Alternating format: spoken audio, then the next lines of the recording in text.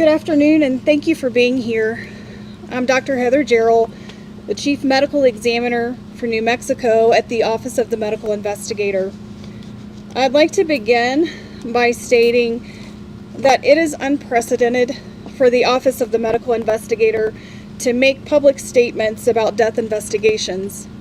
However, the circumstances surrounding these two deaths require accurate dissemination of important information. I've also spoken with the Hackman family prior to this conference, who are aware of the autopsy findings and conclusions and are aware of this conference. On Thursday, February 27th, I performed an autopsy on Mr. Gene Hackman. Medical examiner Dr. Daniel Gallego at the Office of the Medical Investigator performed a full autopsy on Miss Betsy Arakawa Hackman. Also on Thursday, February 27th. By report, Miss Arakawa Hackman's legal name is Betsy Hackman, which is how she will be referred to hereafter. The cause of death for Miss Betsy Hackman, aged 65 years, is Hantavirus pulmonary syndrome. The manner of death is natural. Autopsy examination and full-body postmortem CT demonstrated no findings of trauma internally or externally, with microscopic findings consistent with Hantavirus pulmonary syndrome.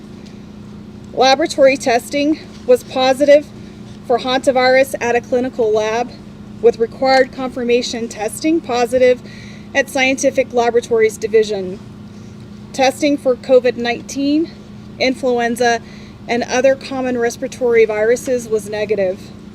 Testing for carbon monoxide was negative. There were no other significant natural disease findings. Pills present on scene were thyroid medication, which were being taken as prescribed and is not currently a concern for a contributory cause of death. The cause of death for Mr. Gene Hackman, aged 95 years, is hypertensive and atherosclerotic cardiovascular disease, with Alzheimer's disease as a significant contributory factor. Autopsy examination and a full-body postmortem CT examination demonstrated no acute findings of internal or external trauma and showed severe heart disease, including multiple surgical procedures involving the heart, evidence of prior heart attacks, and severe changes of the kidneys due to chronic high blood pressure. Examination of the brain showed advanced Alzheimer's disease, as well as blood vessel changes in the brain secondary to chronic high blood pressure.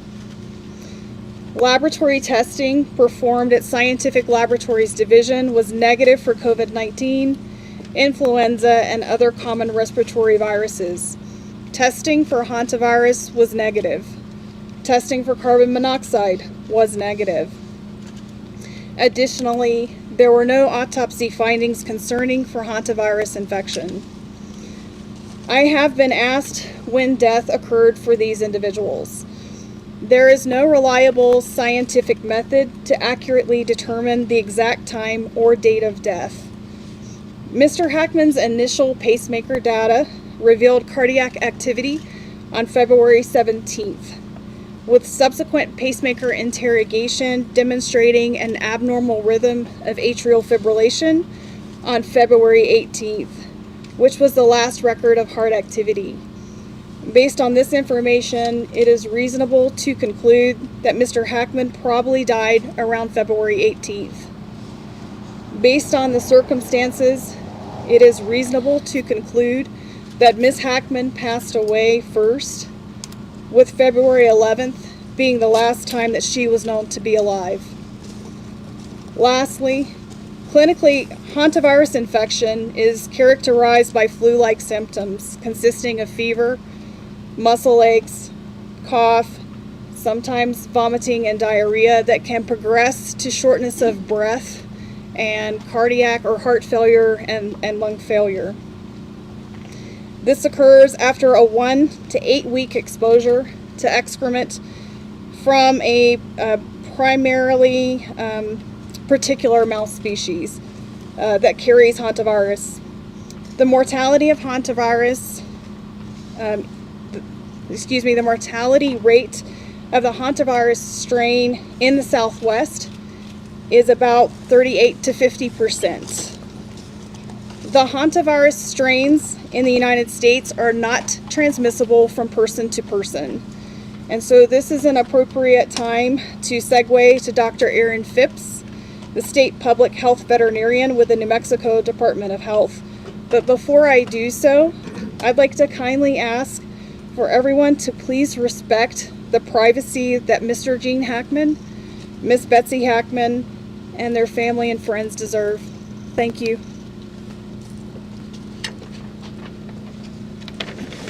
Thank you, Dr. Jarrell. I will now provide additional information about hantaviruses in New Mexico. There are many different types of hantaviruses found worldwide. These viruses are zoonotic, meaning they are transmitted from animals to humans. Hantaviruses are carried by rodents. The hantavirus found in New Mexico, the Sin Nombre virus, is found primarily in deer mice, but in other rodents as well. Hantavirus pulmonary syndrome is a rare disease caused by hantaviruses, but a small number of human infections are found every year in New Mexico. Over the past 5 years, New Mexico has confirmed between 1 and 7 hantavirus infections in humans each year. Through the end of 2024, we have identified 136 infections over the past 50 years in New Mexico residents, 5 of these in Santa Fe County. This is a serious disease. 42% of these infections here in New Mexico were fatal. Most transmission occurs around the patient's residence or workplace, and the New Mexico Department of Health typically conducts an environmental investigation at the residence of all hantavirus cases in our jurisdiction. This can help identify specific areas that may pose higher risk, providing insight into where transmission may have occurred and how to prevent future infections. On March 5th, the New Mexico Department of Health staff conducted a risk assessment of the property, including the main residence, as well as other structures on the property. This was critically important to address concerns about health risks to first responders, as well as to inform any prevention measures needed to protect the family and other individuals entering the property in the future. We assessed the risk of exposure in the primary residence as low, similar to other well-maintained houses in New Mexico.